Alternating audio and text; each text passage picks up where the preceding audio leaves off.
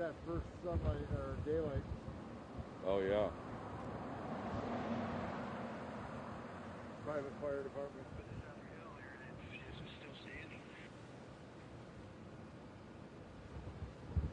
It wasn't even going towards Malibu, was it? Did it change direction? Well, now that because the winds are coming more from the north, less Florida. You can get in position. Go back a step. That's good.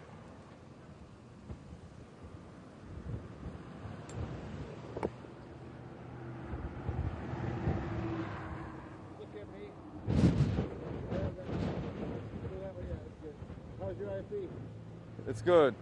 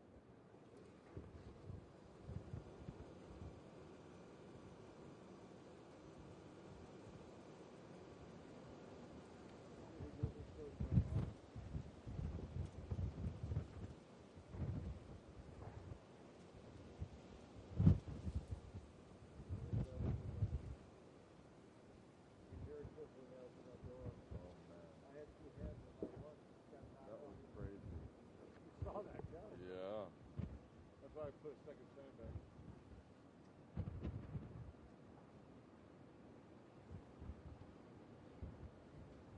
They're not getting it now.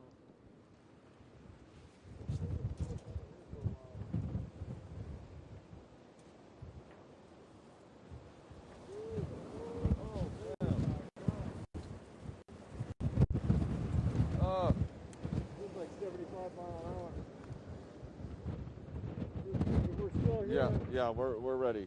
There's a lot of wind.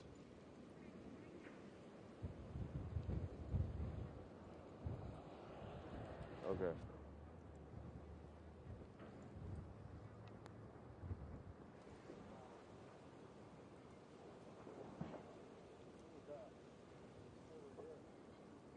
Oh, oh.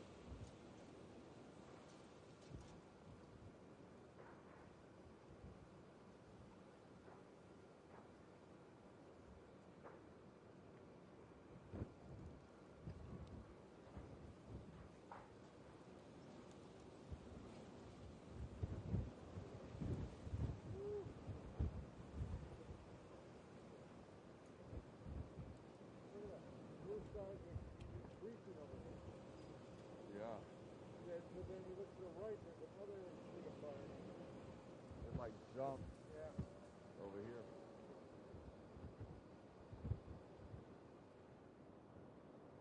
Oh, shit. Oh.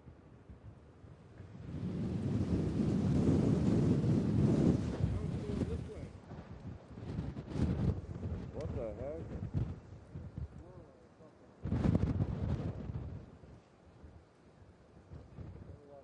Lost IFB.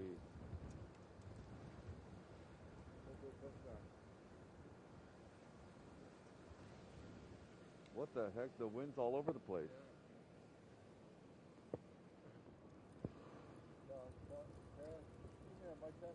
Check, check, check. Got it back. Okay. You better get across with it now. Trying about.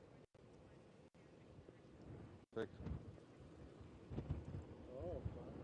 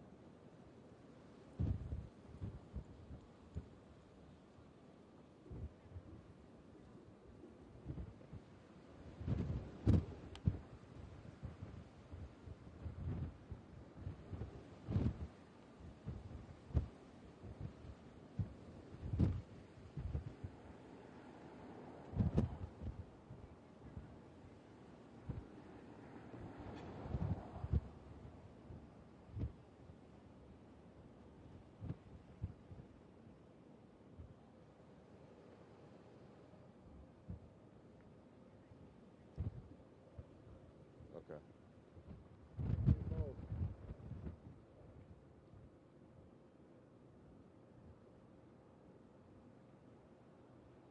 We're not hearing programming. We hear you, but not programming.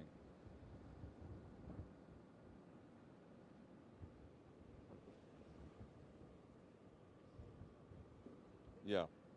We need programming. We need Okay, I hear the producer. I do not. Okay, there we go. Having some issues here, but we are in Malibu off of PCH right now. You can see behind us that the whole right side is on fire there. That's like a small businesses that we've seen on the map at least. It's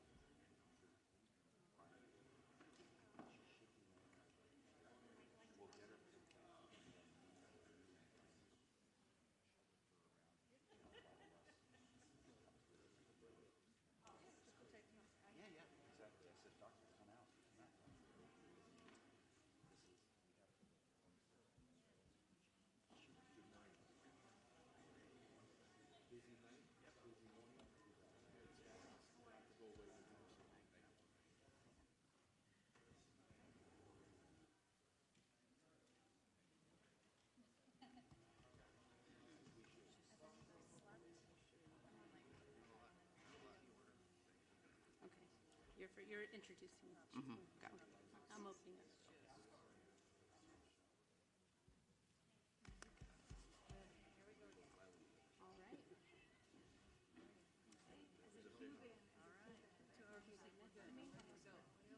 Constance.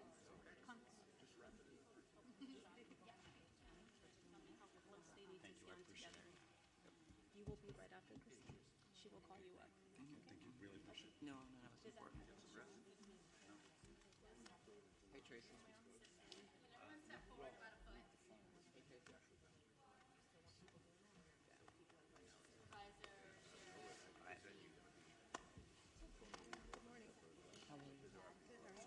I'll try not to talk fast.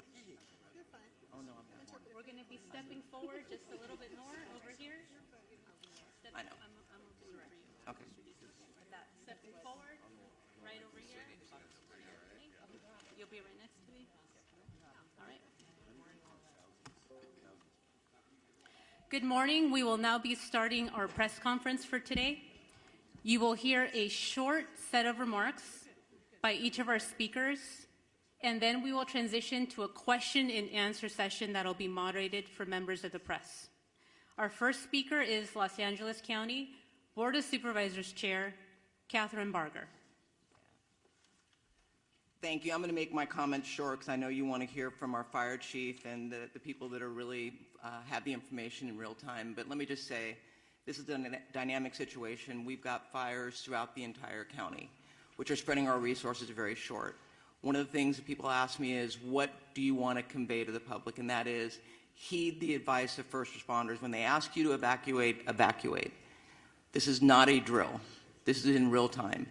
So I want to thank the city of Pasadena, who's opened up the Pasadena Convention Center for those impacted by the Eaton Canyon fire. I also want to acknowledge our faith-based partners. All Saints has opened up their church for those that are evacuating the Pasadena area. But again, it's important for us to recognize that while the firefighters are there to protect structures, life is first and foremost frontline. We need to make sure that people heed the advice of our first responders. With that, I'm going to introduce our LA County Fire Chief, Anthony Maroney, to give you an update on what is going on. But I just want to thank Chief Maroney as well as Chief Crowley for the work that they are doing to make sure that our first responders have all the resources necessary. Chief Maroney. So good morning. Thank you, Supervisor Barger. My name is Anthony Maroney. I am the County of Los Angeles Fire Chief, and I'm also the Region 1 Coordinator for Fire and Rescue Resources. I'm going to be giving an update on the Palisades fire in addition to the Eaton fire, although I am aware that we have 4 large fires burning in LA County at this time. The Palisades fire is located in both LA City and LA County. We are in unified command with the City of Los Angeles Fire Department in addition to CAL FIRE. We have well over 5,000 acres that have burned, and the fire is growing. We have no percentage of containment.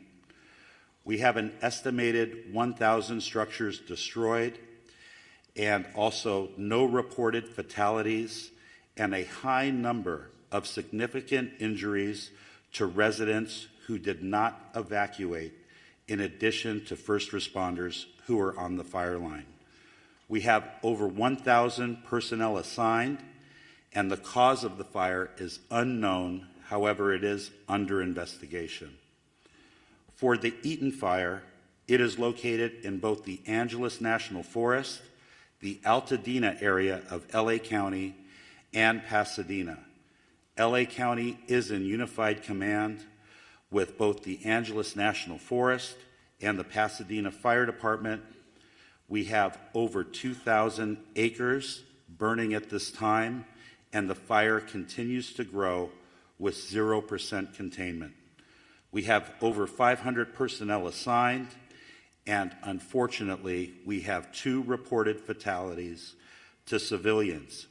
Unknown cause at this time, and we do have a number of significant injuries. We have over 100 structures destroyed, and the cause of the fire is unknown and under investigation. I will ask that LA City Fire Chief Kristen Crowley update you on the Hearst fire after I am finished with my remarks.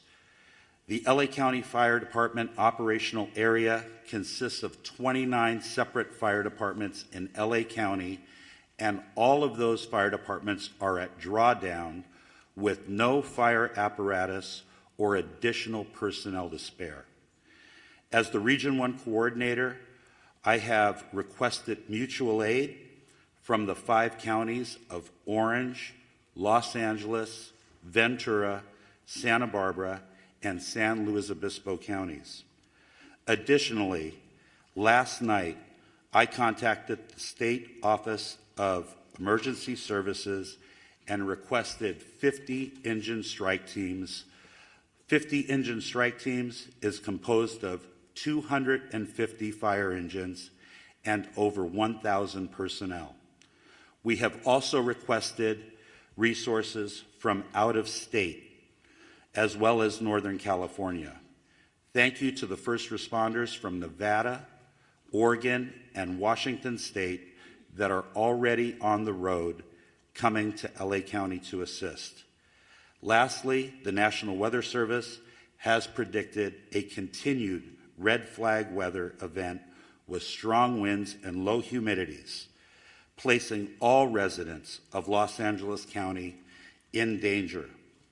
To all of our viewers, please prioritize your safety as well as the well-being of those around you as we come together to continue to get through this widespread disaster. Los Angeles County firefighters will remain on the front line until we reach full containment, and we ask that you keep all of Los Angeles County in your thoughts and prayers. I would now like to invite up Los Angeles City Fire Chief Kristen Crowley to give her briefing. Thank you.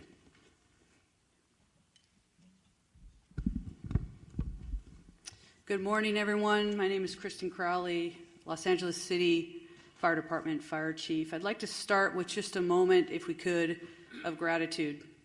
A moment of gratitude for our first responders, our boots on the ground that are battling this intense and multiple jurisdiction and number of fires. So gratitude to those who are doing the work since yesterday through the night. And like Chief Maroney said, we're going to continue to work hard to ensure that we save people, lives, and property. With that, I'll be touching on a couple major points.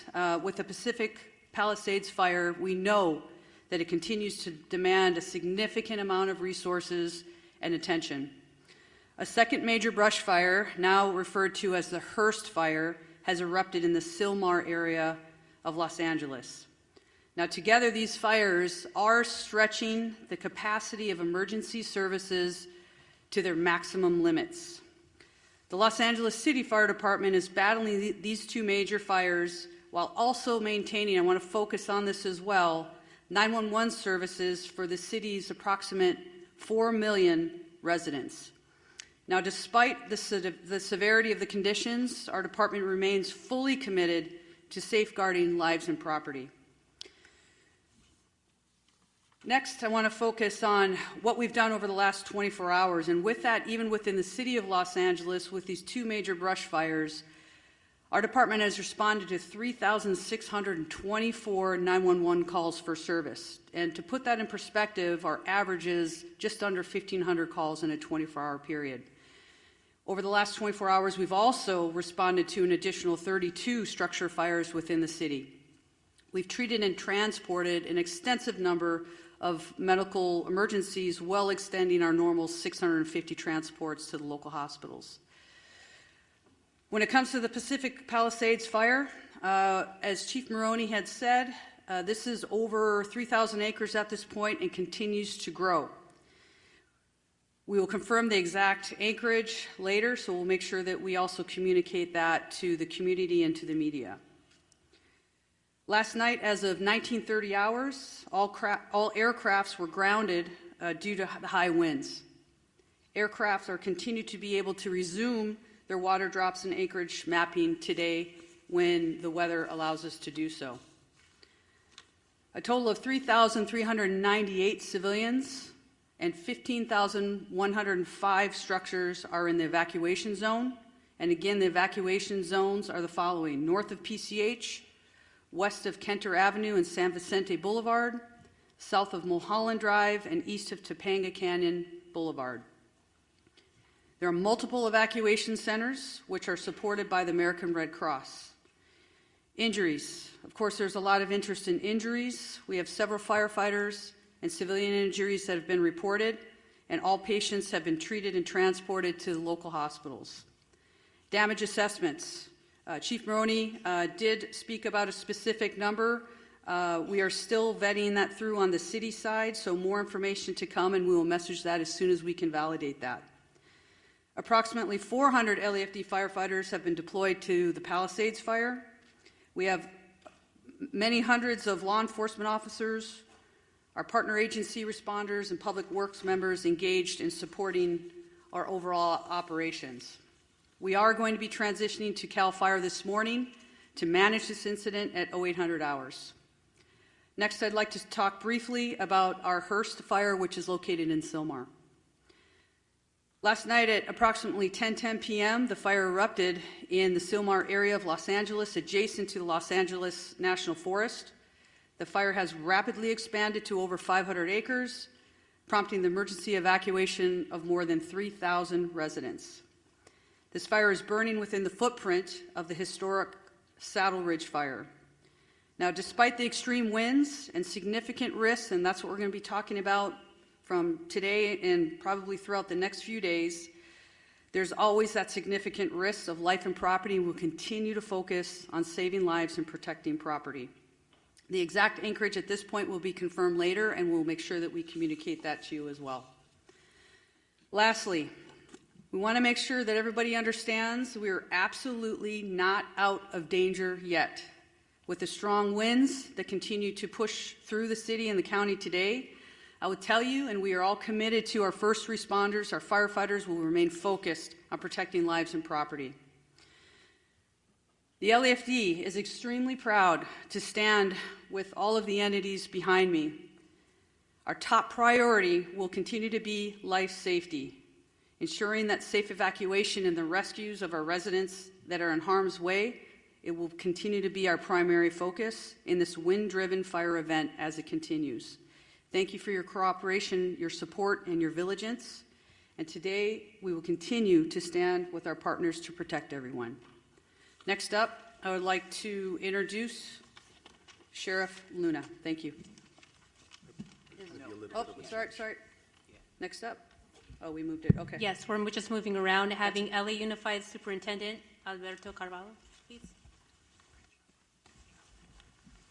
Thank you very much. Good morning, everyone. Thank you, Chair Barger, county and city leadership, in addition to the leadership of our first responders and our great community for the very, very important work you continue to do to protect our community, protect the assets, and first and foremost, the health and well-being and lives of members of our community.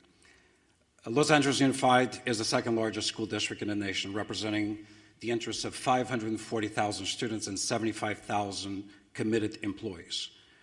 We make decisions regarding closure of schools in a very methodical and science-driven manner. So after a great deal of consultation overnight with experts looking at the data and considering the fact that air quality conditions deteriorated significantly overnight, we have made the decision to shut down a number of schools, particularly in the eastern part of our school system. I will define what those boundaries are. School communities, beginning with leadership, workforce, and families, have been informed about these areas. And as of now, those schools within the boundaries of the area that I will define are closed. This accounts for about 10% of our total schools in our district, about 100 schools out of 1,000 schools. The areas that I'm speaking about are schools located north of Manchester Boulevard, Firestone Boulevard, east of 10th Avenue, west of I-710, and south of Highway 134. any school within that area, and that accounts again for the eastern part of our district, where the air quality met or exceeded levels that are not appropriate for employees or students to be around, are effectively shut down. We will be making decisions about what will happen in those schools going into tomorrow by 4 p.m. today based on the evolution conditions. In fact, since we made the decision to shut down those schools, air quality conditions have improved significantly despite the fact that they worsened significantly overnight. I want to speak specifically about schools surrounding the Palisades area. As of last night, we had to shut down 5 schools as a result of mandatory evacuation conditions. Those were Canyon Elementary School, Canyon Elementary School, Marquez Elementary School, Palisades Charter Elementary School, Revere Middle School, and Topanga Elementary School, in addition to Palisades High Charter High School. We have reports that Palisades High sustained significant damage as a result of the fire. We are working with state and federal entities to quickly access resources to address the issues facing this community. I want to very briefly address our workforce. We know today is not going to be a perfect day.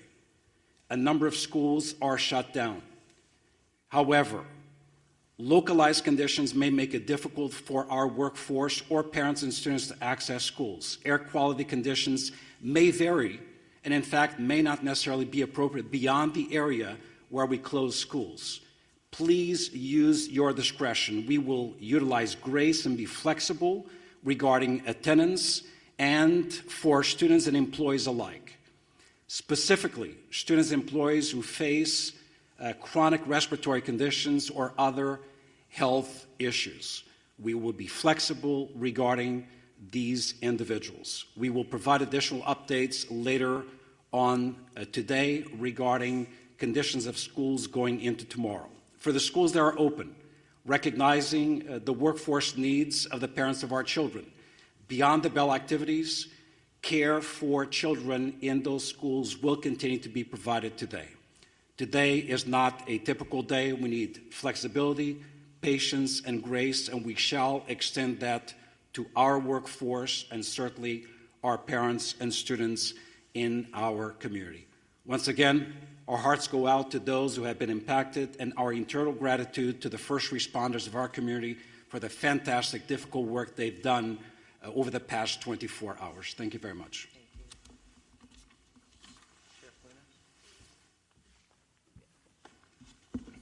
Morning. A lot of information to pass on, but please know this. This is a very difficult and challenging situation, but we're surrounded here by people who really care, and we're going to get through this together. That means with all of you as partners in our community. Our top priority continues to be the safety and well-being of our impacted residents, first responders, and all of the individuals involved. But understand that this is a very fluid situation, specifically in the Altadena area, and a lot of our personnel, our deputy personnel, are involved in life-saving measures as we speak now. We are working very closely with local, state, and federal agencies to provide necessary resources and support. We have been in constant communication with both our fire and law enforcement partners across LA County and beyond to ensure that all available resources that are needed are being deployed strategically and effectively, but we are prioritizing life over everything else. There are over several hundred Sheriff Department personnel working around the clock to evacuate residents in danger, assist with road closures, and respond to multiple missions that are given to us, and they do change periodically depending on that life mission. To ensure that everyone is going to be safe or safe as possible, additional personnel will likely be assigned to this fire as this continues to go, and you heard from our fire partners that there is no containment yet. I do want to split it up into two. I want to start talking about the Eaton fire first. Currently, there are evacuation orders in Pasadena, Altadena, and Sierra Madre. Evacuation orders, there are approximately 500 residents under evacuation orders, and approximately 13,186 structures that we deem at risk, and that could grow. Evacuation warnings. Approximately 38,600 residents are under evacuation warnings, and approximately 14,342 structures are at risk. At 4 a.m. this morning, the evacuation orders did expand to parts of the city of Duarte, Monrovia, and La Cañada. And again, we continue to assess that. That's evolving. That's going to change. So I encourage you to consistently pay attention to all sources of information so you're ready to go when you are given that order, if that does come. As information's changing, even as I was driving up here, even as I'm walking up to this podium, I'm getting messages about several of our employees who have lost their homes in the last several hours. I don't know how many because we are still gathering that information, but we all live here in Los Angeles County, so we are impacted. So we're going to make sure that within our department, we're wrapping our arms around our employees just like we do with community members. Again, as I was coming up here, I did find out that we did have 2 fatalities in this area.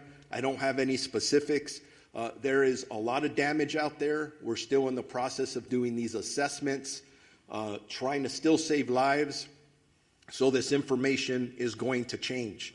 The Altadena Sheriff's Station itself was evacuated, and it was at least limited on fire. There was some fire at the Altadena station, but we did have to clear out all of our employees out of there. I'm hearing some miraculous stories, and they're just barely coming in, of our deputies who were trying to evacuate the Altadena station, and then residents were running up from different locations around there asking them for assistance in getting them out of their structures. And from what I understand, they were barely able to get people out before these structures started burning. There's just heroic stories of what our deputies are doing out there from last night and this morning. I want to make sure people know deputies are working to assist residents who are evacuating and continuing to make evacuation notices as we're speaking. They are securing areas that are evacuated, and it's always sad when I have to say this, but part of our responsibility is to make sure that no one loots or steals from our residents, our community members who are already being impacted. And I'm sad to report we've made 2 arrests this morning for looting already. So if you are thinking about coming into any of these areas to steal from our residents, I'm going to tell you something. You're going to be caught, you're going to be arrested, and you're going to be prosecuted. Don't do that. Stay out of these areas.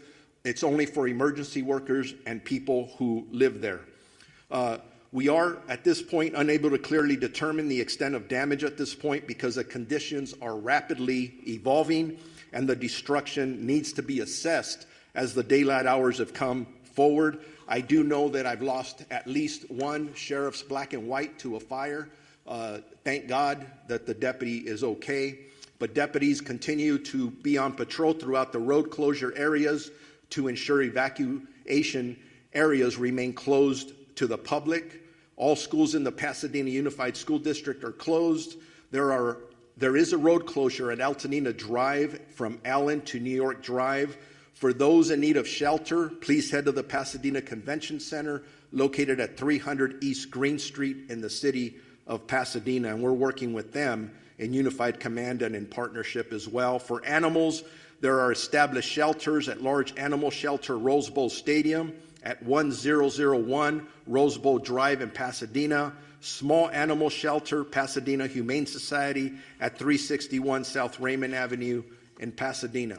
I'm going to switch gears now to the Palisades fire that we've been heavily involved in with our partners, again with LAPD and LA City Fire and everyone else that's up there working. As of this morning, the fire was still burning in that area. That's impacting our residents. Evacuations are in effect, continuously in effect, for the city of Calabasas, the city of Malibu, Los Angeles City, Pacific Palisades, and unincorporated area of Los Angeles County and Topanga Canyon. Evacuation orders are approximately 37,000 residents under evacuation orders, and approximately 15,000 structures at risk. Again, that's specifically for the Palisades fire. Evacuation warnings, approximately 20,000 residents are under evacuation warnings, and approximately 6,500 structures are at risk. There have been minor injuries, and our partners at the fire department have talked about those, and several, unfortunately, structures that have been lost, and we're still assessing those. Bear with me, I'm almost there. There's a lot of information, very important information. There are several road closures which can change rapidly. The 10 freeway at Lincoln Boulevard, southbound PCH at Las Flores Canyon, southbound PCH at Topanga Canyon, Coastline Drive at southbound PCH, westbound PCH to Entrada to eastbound closed from PCH and Malibu Canyon. We have established shelters up for that fire in the following locations: Westwood Recreation Center, which is at 1350 South Sepulveda Boulevard in Los Angeles, Pasadena Convention Center, which I already mentioned, we can go there, 300 East Green Street in the city of Pasadena, and El Camino Real Charter High School, 5440 Valley Circle Boulevard in Woodland Hills. Animal shelters, large animals, LA Equestrian Center at 480 West Riverside in Burbank, large animal shelter, Pierce College, 6201 Winnetka Avenue in Woodland Hills, large animal shelter, Rose Bowl Stadium in Pasadena, small animal shelter, Agora Animal Center, and small animal shelter, Pasadena Humane Society as well. We've got to take care of our pets. As I wrap up, a reminder, and you've heard it from several of us, you need to be prepared. If you are in a warning area, make sure you have your essentials, your important paperwork, your medications, things that you can take, your phone charger to survive for at least a week. But if you are told to evacuate and given an order, there is nothing worth your life. Please listen to the police and fire officials that are out there and be prepared to evacuate. If you have more questions or there's about evacuations, evacuation centers, or road closures, go to lacounty.gov/emergency or our Sheriff's Department social media. Now it's my honor to introduce my partner, of the Chief of the Los Angeles Police Department, Jim McDonald. Thank you very much. And as you look at the group assembled behind the morning, each of those and everybody we represent who's out in the field all have families. Many are impacted directly by the fire, but they leave those families to come and try and be able to help everybody else who's out there. So I owe a debt of gratitude to everybody who is putting it all on the line for everyone else. This is a tragic time in our history here in Los Angeles, but a time where we're really tested and see who we really are. And it's critical that at these times we be patient, that we come together, that we focus on saving lives and to be able to do the very best job we can, so when we look back on this, we know that we did what we could for others. I look at the people who were out there on the line last night. The winds were like something that I have never seen before. Firefighters, police officers, deputies, they're out there sheltering in their vehicles, their trucks and their cars, so that they don't end up getting burned from the fire that was being driven by 75+ mile-an-hour winds. They were there until they could get out of the car and go back to doing their work. As you can imagine, a very difficult circumstance to deal with. These are, as I mentioned, unprecedented conditions, but also unpredictable. As the fire continues to spread and pop up in different locations, none of us know where the next one is going to be. So I would ask you to be vigilant, to look at your neighborhood, to talk to your neighbors, to have everybody on board, so that if they see something start up, that we get on it very quickly. We get fire resources out there as soon as we possibly can, because with these winds, once it starts small, it'll be very big very quickly. And so I would ask for everybody's help, cooperation, and vigilance in that role. As you've heard before about evacuation, that makes the difference between living and not. And so I would ask you to take these warnings, these orders to evacuate very seriously.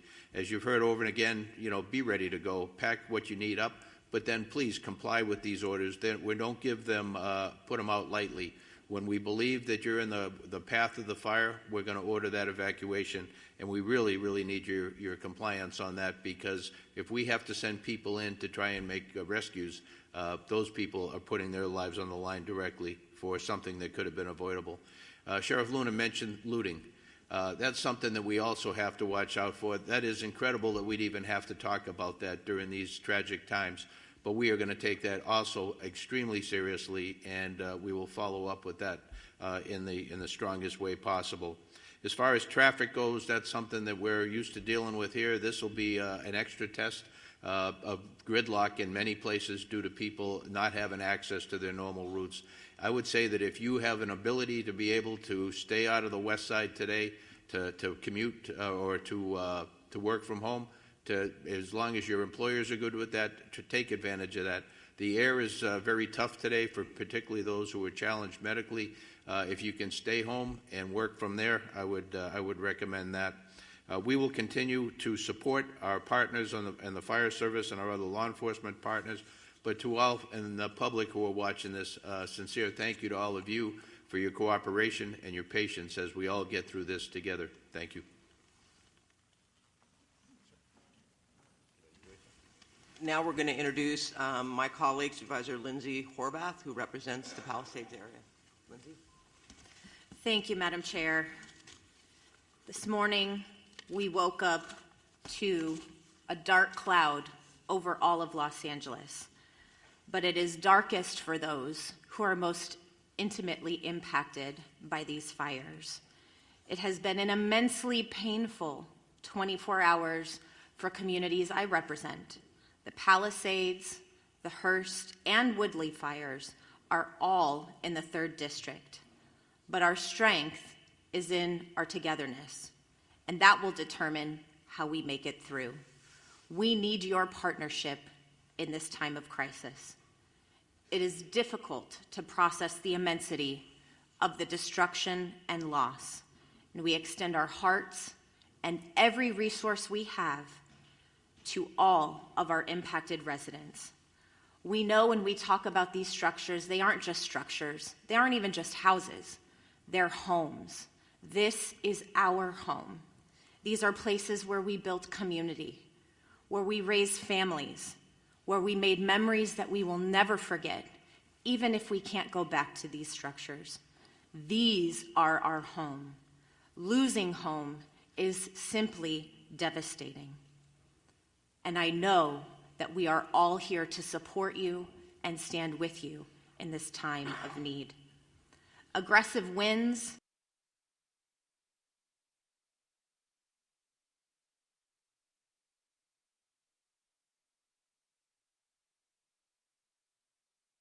support through fire assistance management grants for Palisades, Eaton, and Hearst fires so far. The talent and tenacity of our first responders is nothing short of extraordinary. And I've said it before, these people on the front lines are doing this because this is their calling.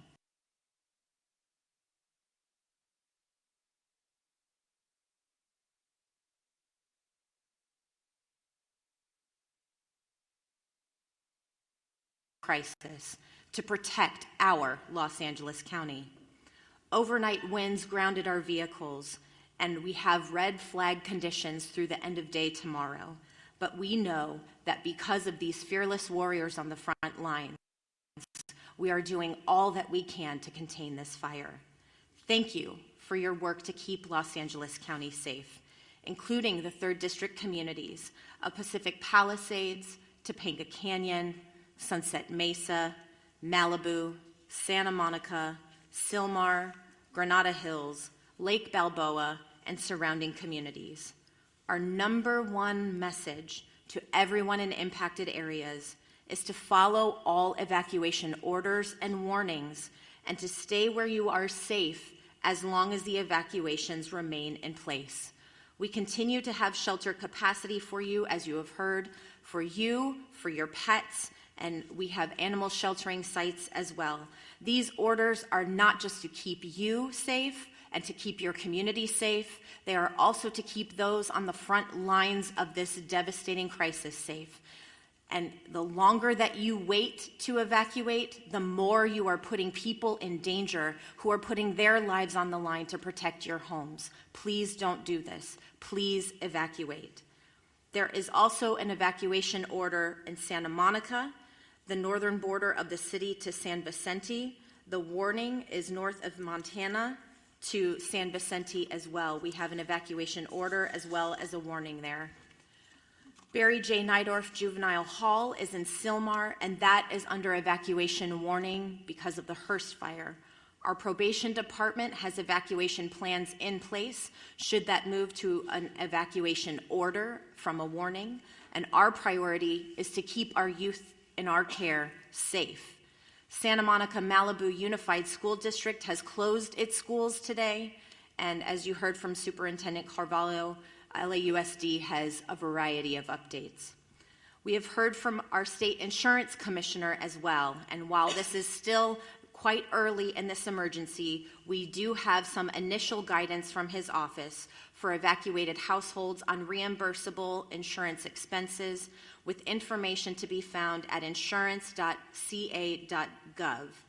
Obtain a complete copy of your insurance policy, take note of additional living expense limits, track additional expenses, document conversations with your insurer or adjuster, and don't rush any decisions. If you have any questions, call 800-927-4357. Please continue to check emergency.lacounty.gov for the latest information. And I know we will see brighter skies by working together. Los Angeles County will continue to be unrelenting in our response, and I know we have only the finest on the front lines fighting this fire. It's our duty to see them succeed. Thank you. All right, now we are going to hear from LA City Council President and Mayor Pro Tem Marquise Harris Dawson. Thank you so much. Good morning, everybody. On behalf of the City of Los Angeles, I just want to begin by thanking and recognizing and acknowledging the great work of our first responders, especially the men and women of the Los Angeles Fire Department, who last night we all witnessed doing heroic work in the face of grave danger. Last night was one of the most devastating and terrifying nights that we've seen in any part of our city at any part of our history.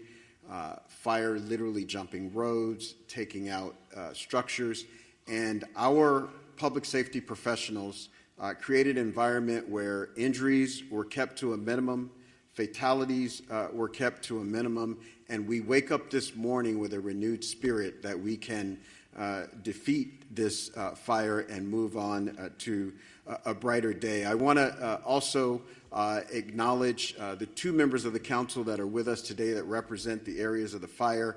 Councilwoman Tracy Park of the 11th District, who's I think probably has about 90 minutes sleep by my count, because every time I looked on the television, you were there knocking on doors in neighborhoods, in community centers, at the shelters, making sure the community was okay.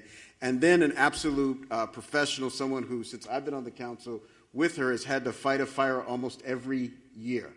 And so is a pro. From the San Fernando Valley, the council member from the 7th District, Monica Rodriguez.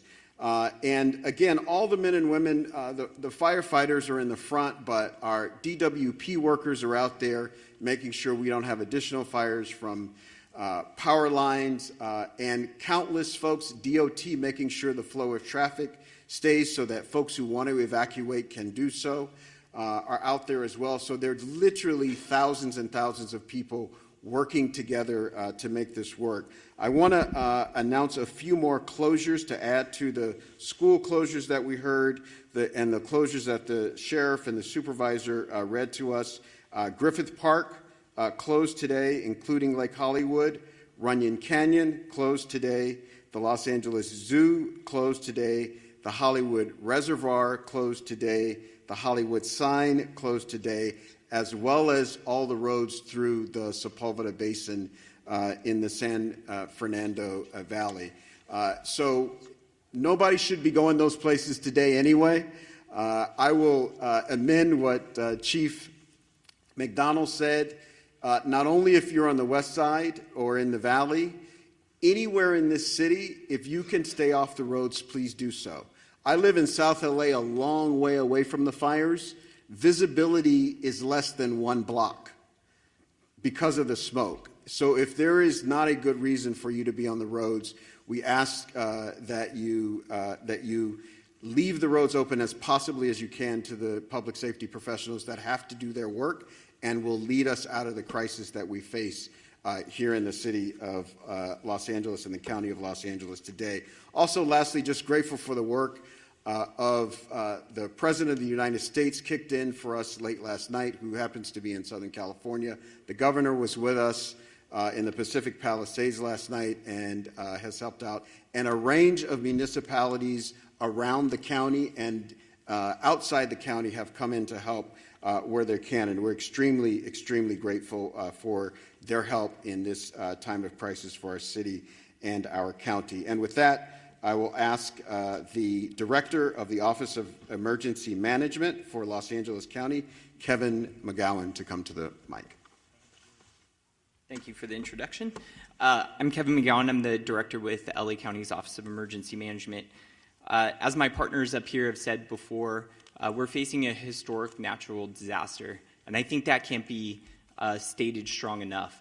This is not a normal red flag. We've been in partnership with the National Weather Service for days prior to the arrival of this severe windstorm. There's been amazing communication by the National Weather Service, and they should be acknowledged for all of the communication that was put out days in advance. What's critical about that is it partnered all of our public safety and emergency organizations throughout the county to begin preparations for this.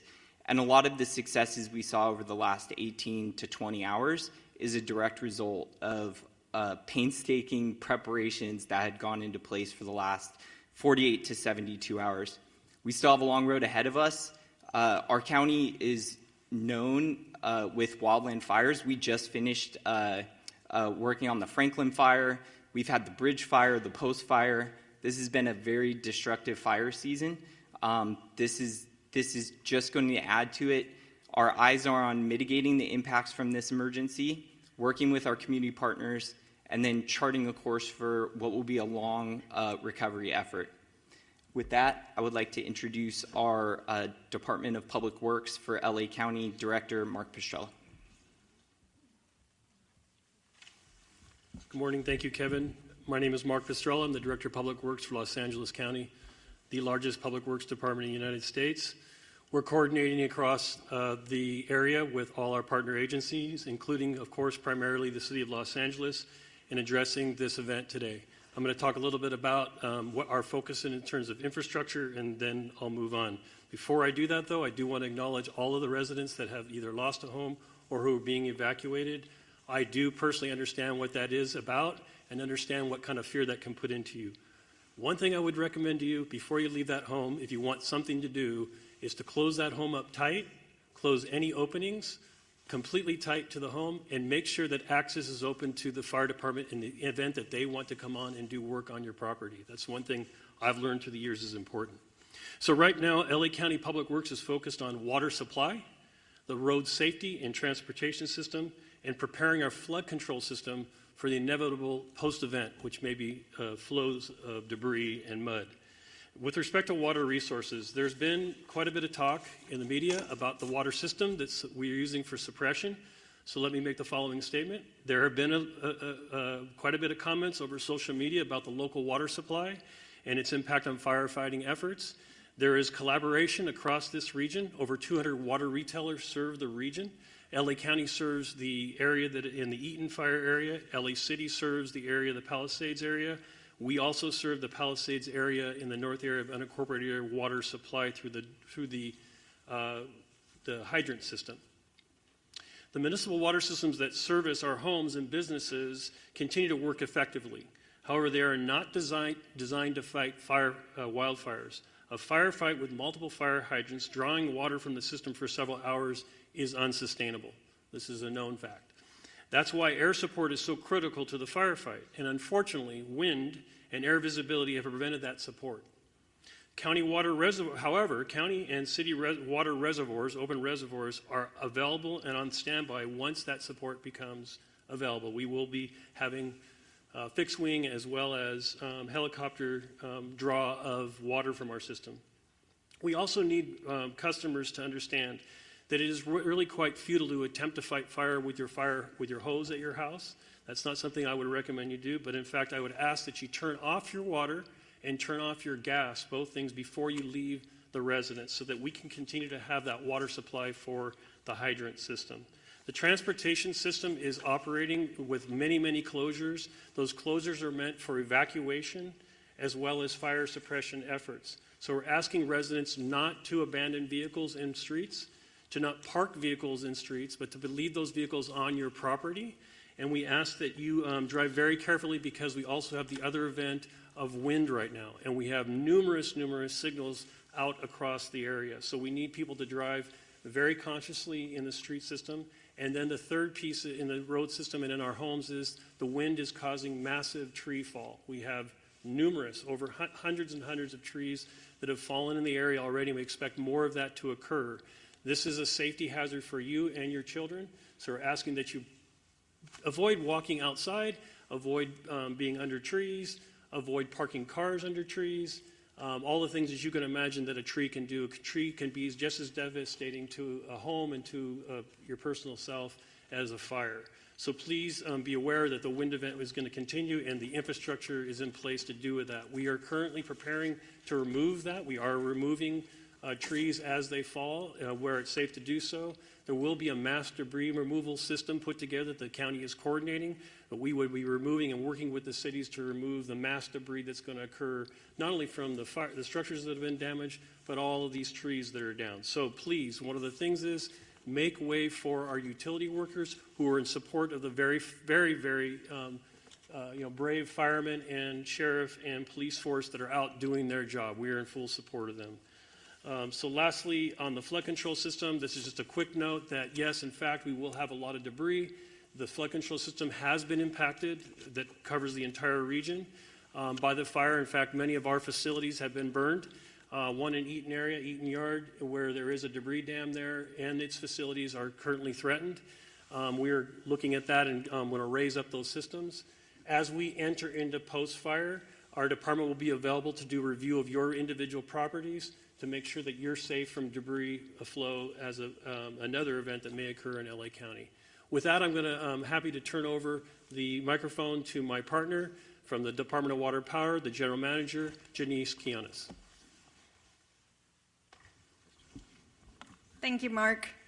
I am Janice Quiones, CEO and Chief Engineer for LADWP. I want to start by thanking everybody on this response. I've been in emergency management my whole career, and the collaboration I've seen in this response has been incredible, especially our first responders, our crews. I want to thank our crews that have been working on high winds trying to restore power as fast as possible, and also county, city council, mayor's office. The mayor has been in contact with me all the time. And also other utilities in California have been proactively reaching out to us to help us with the restoration. So we're in the process of contacting them to ask for more support. I want to continue the thought process that Mark had about water supply in Palisades. We had a tremendous demand on our system in the Palisades. We pushed the system to the extreme. 4 times the normal demand was seen for 15 hours straight, which lowered our water pressure. We were pushing 75 CFS on our trunk line to try to keep water pressures in the system. If there's a message you take away from me today, is I need our customers to really conserve water, not just in the Palisade area, but the whole system, because the fire department needs the water to fight the fires, and we're fighting a wildfire with urban water systems, and that is really challenging. What happened in Palisades? We have 3 large water tanks, about 1 million gallons each. We ran out of water in the first tank at about 4:45 p.m. yesterday. We ran out of water on the second tank about 8:30 p.m. and the third tank about 3 a.m. this morning. Those tanks help with the pressure on the fire hydrants and the hills of Palisades. And because we were pushing so much water in our trunk line, and so much water was being used before it can get to the tanks, we were not able to fill the tanks fast enough. So the consumption of water was faster than we can provide water in our trunk line. So I want to make sure that you understand there's water on the trunk line. It just cannot get up the hill because we cannot fill the tanks fast enough. And we cannot lower the amount of water that we provide to the fire department in order to supply the tanks because we're balancing firefighting with water. So we have our operations people on the water side at the command post with the fire department, helping them with tactics to ensure that we can provide as much water as we can find to our first responders. What are we doing now? We're sending about 20 water tanks from our construction crews full of water to support the fire department. We identify other areas in our system where our tankers can refill. It takes about 30 minutes to refill about 4,000 gallons of water, and we're constantly moving that water to the fire department to get them as much water as we can. I would also ask for the people on zip code 90272, because we're pushing the water system so hard, our water quality is decreasing. So we're going to be issuing a boil water notice this morning, and that will extend for about 48 hours. The water quality is low. We have a lot of ash in the system. And so please, if you're going to be drinking water, you need to boil the water. Those boiled waters will continue to increase as the system starts restoring. We're also managing a power outage restoration. Our water emergency has been the #1 primary issue. But the power issues are continue to increase. The winds picked up at around 11 p.m. last night, and that's when we saw the majority of our outages coming in. As of 7 a.m. today, we have 135,000 customers out of power. We have restored about 78,000 customers since the start of the outage. 32 customers have been out of power for more than 10 hours, and 7 for over 18 hours. If you are out of power, I urge you to call us, call 911, let us know so that we can get to you as fast as safely as possible. We are on a severe emergency activation at the EOC for both water and power. It's taking us 24 to 48 hours to get to all of the outage. That's why we're going to start increasing our mutual aid request to get more crews on here to reduce that restoration time. But we cannot do that until it's safe for our crews. And I'm happy to report we have had no safety incidents for either the water and the power crews, which we need all the crews safely operating in our system. 40% of our outages were due to us having to de-energize the circuits for public safety. And we cannot energize them until it's safe to do so, and we have put eyes on our system. 20% is because of wire downs, and 6.5% is because our system has protected itself from further outages, and so we have to patrol every line before we come back online. With that, I just want to thank everybody, and Madam Chair. Thank you so much. We want to transition. We're 5 minutes over. We do want to give a little bit of time for question and answer with the press. I'm going to call on you. Please identify yourself, your name, and which media outlet you're with. I see a hand up here. We'll go with you first. Because this press conference called One Voice is bringing together some of our city leaders, our county leaders here together for this incredible tragedy, this crisis that we're experiencing right now. And a lot of our viewers are asking, how can other Angelenos help? Because people want to volunteer, people want to help. What's the best way that other folks out there that want to help, what can they do? Well, first of all, thank you for that question, because I think this does speak volumes to the fact that it's not just at the local level, it's at the state and the federal level as well, and it is one voice.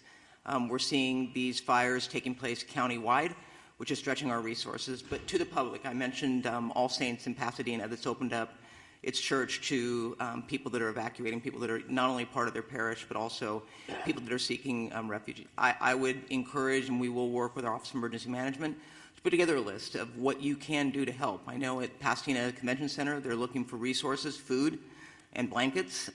Red Cross is putting that together, but we can always use more. So this is the time for us all to come together. I mean, we're trying to wrap our heads around just getting this fire under control. But make no mistake, we will put something together so that people can offer their support. You are seeing the goodness, and I know Supervisor Horvath mentioned it. With all these horrific stories you hear, you also hear stories of people that are doing amazing things to help their neighbors and their community. Thank you for that. I'll go ahead in the green shirt.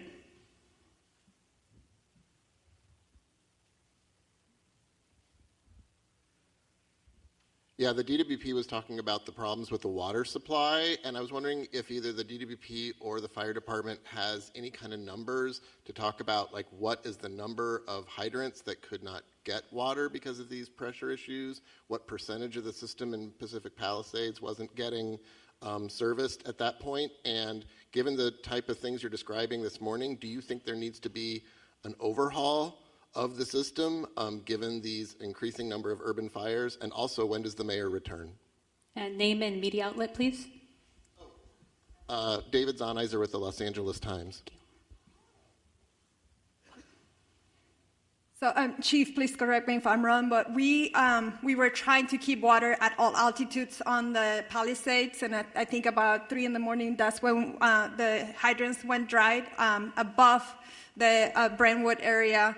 We are able to push water on that trunk line on the east side of that, and we have some water on higher elevations, 16 to 18,000. But at 3,000, at 3 a.m., all of the fire hydrants went dry in the Palisades. To your question of climate resiliency and how do we need to update the system, I would say that is true. We were talking with the county supervisor and Mark on how are we going to change the way we operate our water systems for events like this. This is an unprecedented event. I think the 2011 winds was significant from a power outage perspective, but the fires have really increased the response complexity of this. We had crews trying to mitigate this, and we had to evacuate. We worked with fire department to try to get back in and try to fill the tanks again. It wasn't safe to do so. So you're managing the fires, you're managing the power outage, and you're managing the water needs because it was an urban wildfire firefighting. So yes, we have to look at our system from a climate resiliency as a region, and it's going to be more than just DWP. It's all the water agencies here, including the county.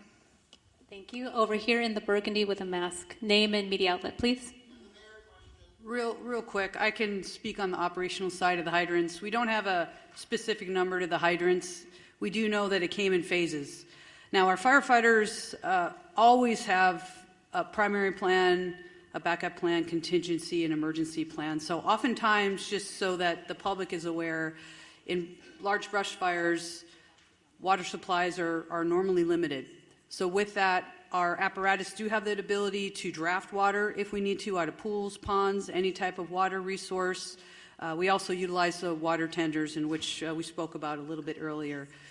So with that, I just wanted to clarify that. In regard to when the mayor is returning, I spoke to her this morning at 4 o'clock. She's on her way for the last leg of her journey back home from Dallas, so her ETA is right around noon. Thank you. Go ahead. Buenos días, everybody. Ali Santana with Telemundo 52. For Chief Crowley, Chief Maroney, where can people go to donate food, water, supplies, and for Superintendente Carvalho, Sheriff Luna, and CEO Quiñones, just something in Espanol for our people in... We will do something in Spanish right after we conclude over here with a couple of Spanish speakers. Regarding the volunteer information. Sure. So thank you for the question about the donations. I know we spoke about that earlier. Just a touch point for the community. We are so grateful for the community's efforts in regard to donations. Now, what I do want to be mindful about to make sure that we share is please listen to the direction of where those donations, either through money and or food, any type of donation, it can become problematic if the public starts to just drop things off. So we are putting together a strong plan from our Emergency Operations Center. We're at the highest level at this point. We're coordinating with the county as well. So stand by for more information. We want to be very purposeful and strategic in how we're going to collect those donations, and they are welcomed. Right over here with the glasses and the gray, right behind you. Over here with the hand up. Scott Snowden, Santa Monica Daily Press. Question for Ms. Horvath. Are there any forecasts or predictions at this point for the economic impact of this? There are no early numbers of the economic impact, but we are already exploring how we can do, for example, a business interruption fund, as we have done in other states of emergency. We know that there are many businesses that have also been impacted in addition to the people who are experiencing difficulty in their homes. So we are looking at what resources the county has available to support on all fronts. But thank you for the question. Lastly, do you think this will affect insurance companies in their approach to house owners going forward?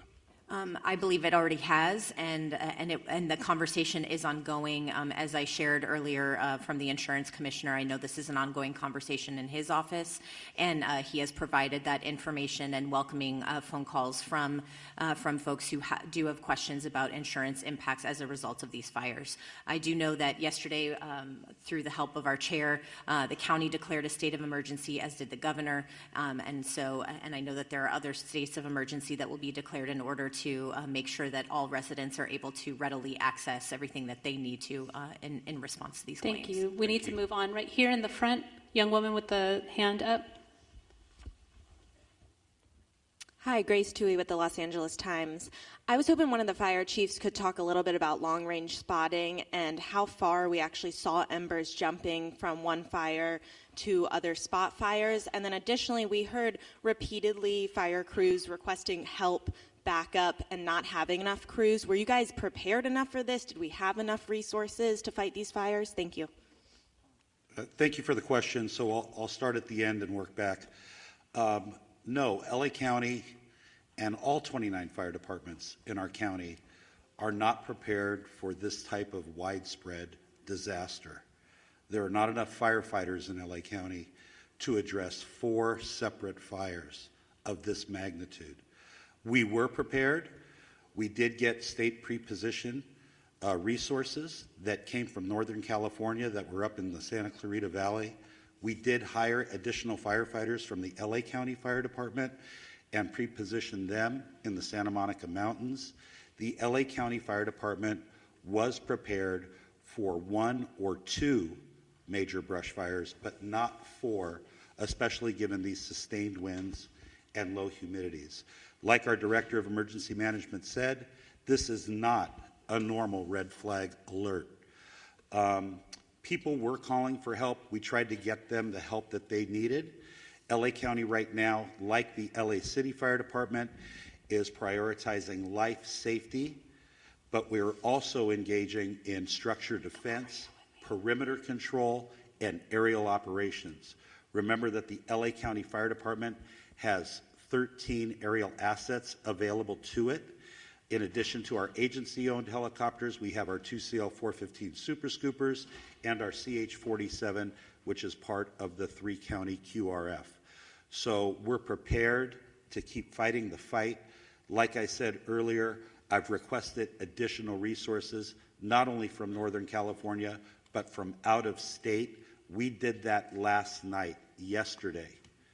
So we're doing the very best we can, but no, we don't have enough fire personnel in LA County between all of the departments to handle this. Thank you.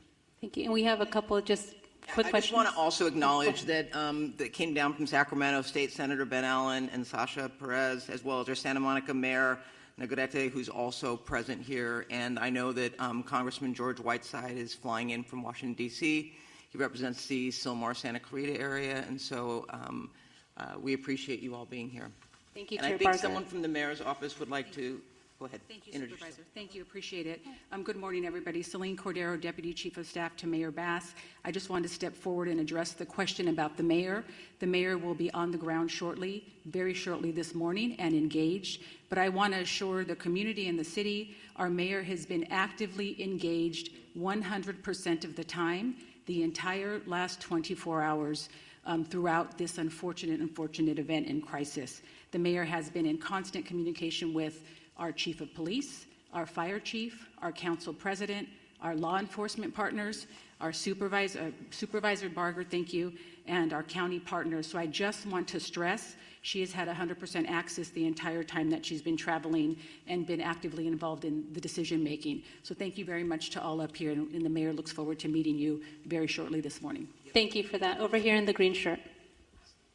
Good morning. Stephen Coleman, KABC. You mentioned 4 fires. I'm aware of 3. Could you describe and characterize the 4th fire? County fire? Yes, I can speak briefly on that 4th fire. Was a Woodley fire, which is approximately, it was a smaller fire. We threw a lot of resources at it. It is under control at this point. We'll push that information out to the media so you have the very specifics, but we're calling it the Woodley fire. Yeah, it was in the Sepulveda Basin. Yes, sir. Thank you. Last question, then we'll have one-on-ones. Hi, Samantha Norris, San Fernando Valley Sun. I know the Hearst fire is one of the smaller fires here, but can somebody speak more to what resources are being deployed to that fire? And for people in the Sylmar area, what are the evacuation zone areas, any closures, and where those people can go in the area? Hi, good morning. Councilwoman Monica Rodriguez from the 7th District. Last night we evacuated 71 horses from the Stetson Ranch area. The fire came up quickly, and so thankfully they were safely evacuated to the Hansen Dam Equestrian Center. As we indicated, this is a very dynamic situation, and the lack of aerial support is making it that much more challenging for firefighters to be able to fight these fires, whether it's in the Palisades or any other part of the county. And so it's critically important that people heed the evacuation orders. In the Sylmar community, Richie Valens Rec Center in Pacoima is available for the evacuations. Currently, there is 80% vacancies, so there's still capacity for people to evacuate there. Going beyond that, we will continue to open up additional facilities as it's needed.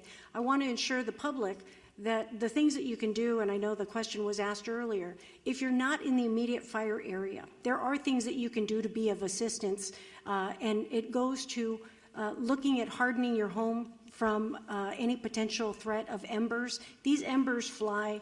They can go for a couple miles. So we want to ensure that they do everything to create the defensible space in their homes if they're in the adjacent areas. Again, staying off the roads to the greatest degree possible. More importantly, reducing your water usage at this time. Because there is no aerial support, all of our water is being heavily demanded upon for these firefights in all parts of the county. So these are the proactive measures that people can be taking to be of assistance immediately given the needs of our first responders. If you have downed power lines, report those to 911. We can also report all outages to 1-800-DIAL-DWP. And most importantly, for trees that are down, because we know we have a lot of road blockages, our Bureau of Street Services, for the City of Los Angeles, all of our street services crew and public works crews are out there doing that work as well, and they are part of our first responders. Want to make sure that everyone's reporting those to 311 so that we can keep the roads cleared for everyone to have the greatest amount of access for our fire personnel. But most importantly, for the adjacent equine areas, because I know in the Hearst fire, we're concerned about the spread right now. There's a lull in the wind, but we're concerned about the potential spread to other equine areas. We want to make sure that we launched our early evacuation for horse keeping areas in the Northeast San Fernando Valley, and I want to continue to urge the public in these adjacent areas to please be prepared with your bags, with your important documents, to be ready to be prepared to potentially heed the call for evacuation. Thank you. Thank you very much. We're over time. We're going to... Just one clarity as well, so you have some of the statistics. It started at 1010 last night. The latest acreage we have is 500 acres. We're working closely with our partners, which are the Los Angeles National Forest. We have a rep over here behind us, so we can do some one-on-ones if you want more specific, but we are unified with them.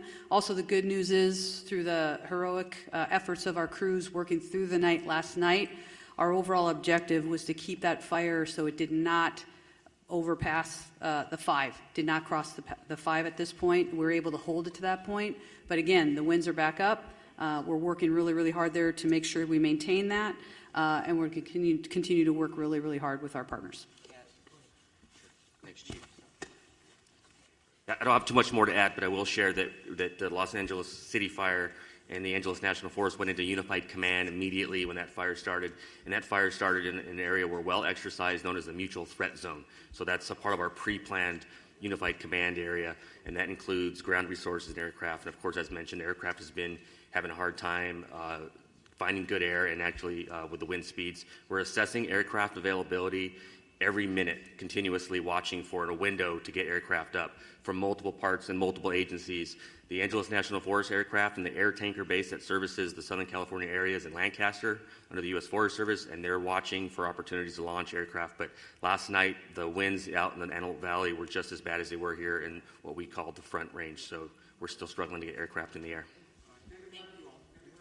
Yes, sir. Robert Garcia, Fire Chief for the Angeles National Forest. Thank you. We are wrapping up our press conference. We will have one-on-ones and a short for Spanish media. If you gather right over here, we will have Sheriff Luna and also LA City PIO with Fire David Ortiz. So Spanish interviews right over here to my right.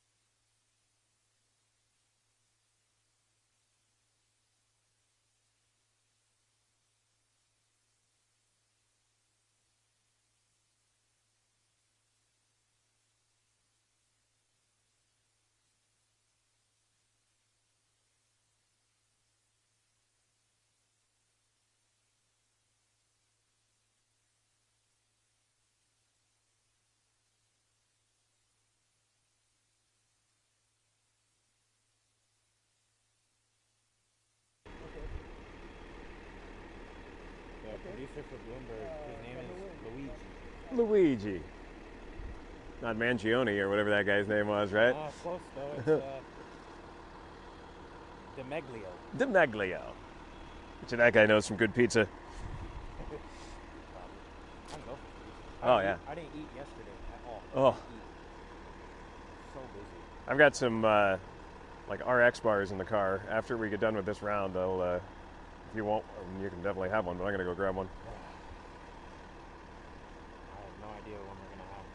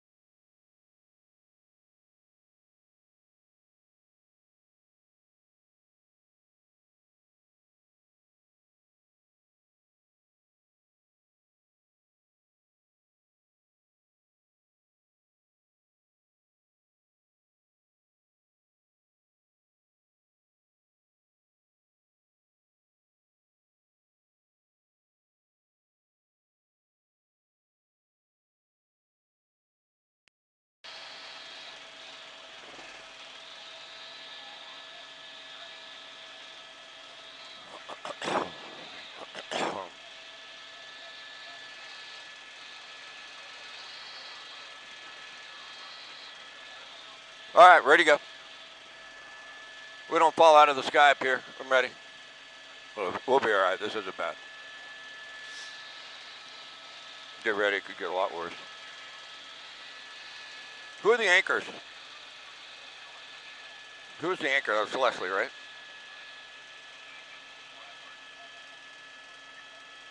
Got it.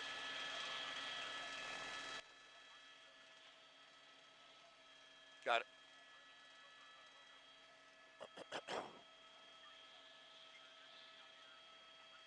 Any other news media up? All right.